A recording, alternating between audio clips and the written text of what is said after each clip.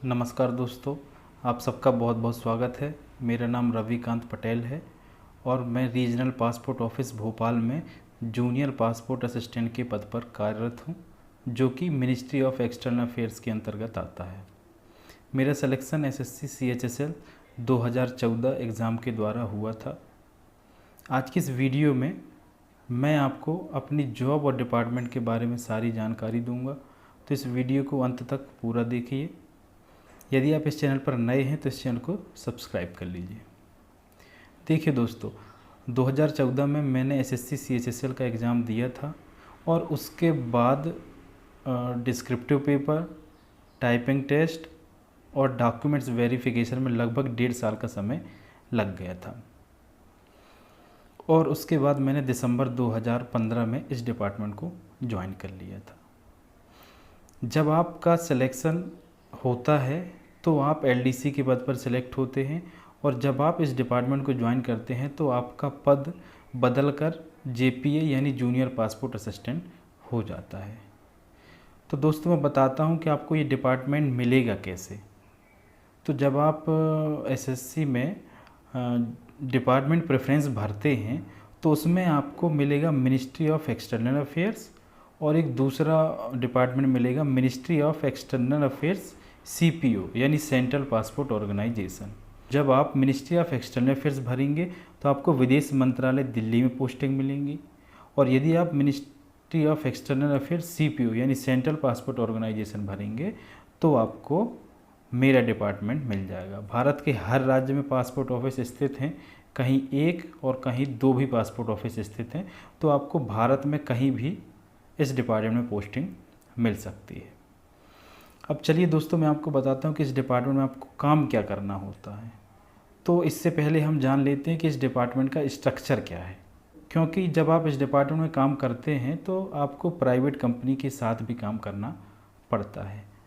इसकी 3 स्टेज होती हैं। पहला होता है फ्रंट ऑफिस, जिसको बोलते हैं पीएसके यानी पासपोर्ट सेवा केंद्र।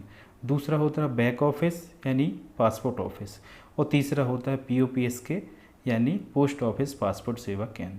तो सबसे पहले हम आते हैं फ्रंट ऑफिस यानी पीएसके पासपोर्ट सेवा केंद्र। भारत में जितने भी पीएसके हैं सबको टेंडर टीसीएस कंपनी को दिया गया है।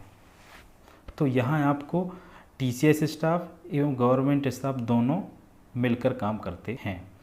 इसका इंचार्ज सहायक पासपोर्ट अधिकारी होता है। यदि आप यहाँ काम करते हैं तो आपको जितने एप्लीकेंट पासपोर्ट बनवाने के लिए आते हैं, आपको सबका डॉक्यूमेंट्स वेरीफाइड करना होता है और पासपोर्ट नियमानुसार उनको डिटेल्स प्रदान करनी होती है। यहाँ सारा काम कंप्यूटर बेस्ड होता है। अब दूसरा बैक ऑफिस यानी पासपोर्ट ऑफिस। यहाँ सारे कर्मचारी सरकारी होते हैं। यहाँ यदि आप काम करते हैं तो आपको एडमिनिस्ट्रेटिव वर्क, कैश सेक्शन में वर्क मिल जाएगा, या तो passport dispatch work, passport policy, passport printing आदि से संबंधित कार्य आपको मिल जाते हैं। तीसरी स्टेज यानी पीओपीएसके पोस्ट ऑफिस पासपोर्ट सेवा केंद्र। राज्य के विभिन्न जिलों के हेड पोस्ट ऑफिस में ये ऑफिस बनाए गए हैं। आपको साल में एक बार डेपुटेशन में यहाँ जाना होता है। यहाँ भी जितने एप्लीकेंट पासपोर्ट के लिए अपॉइंटमेंट लेते हैं, आपको उनके डॉक्यूमेंट्स वेरीफाइड करने होते हैं और उसके बाद पासपोर्ट नियमानुसार आपको डिटेल्स देनी होती है। यहाँ भी कंप्यूटर बेस्ड ही सारा काम होता है। ये तीनों स्टेज में आपको हर 4-4 महीने में रोटेशन होता रहता है। आपको तीनों जगह काम करने का मौका मिलता है। इस डिपार्टमेंट में काम करने की सबसे अच्छी बात यही है कि यहाँ कोई भी काम पेंडिंग नहीं होता है। जितना अपॉइंटमेंट प्रतिदिन बुक होते हैं, आपको उतना ही काम करना होता है। अब चलिए दोस्तों, बात कर लेते हैं सैलरी की। तो यदि आप इस डिपार्टमेंट को ज्वाइन करते हैं तो आपको शुरुआत में स्टार्टिंग सैलरी 25,000 रुपये लगभग मिलती है। उसके बाद हर साल में एक बार इंक्रीमेंट लगता है और साल में 2 बार डीए में बढ़ोतरी के साथ आपको वेतन मिलता है। और यदि आप पीओपीएसके में डेपुटेशन में कार्यरत हैं तो आपको सैलरी के अलावा लगभग 30,000 रुपये प्रति महीने एक्स्ट्रा अलाउंस मिल जाता है। अब इसके बाद बात कर लेते हैं प्रमोशन की। यदि आप इस डिपार्टमेंट को ज्वाइन करते हैं तो आप पहले जूनियर पासपोर्ट असिस्टेंट के पद पर ज्वाइन करते हैं, तो आपको पहला प्रमोशन मिलने में लगभग 5 से 6 साल का समय लग जाता है। उसके बाद आपको दूसरा प्रमोशन लेने भी लगभग 5 से 6 साल का समय लग जाता है, और उसके बाद आगे की प्रमोशन लगभग हर 4 साल में होते रहते हैं।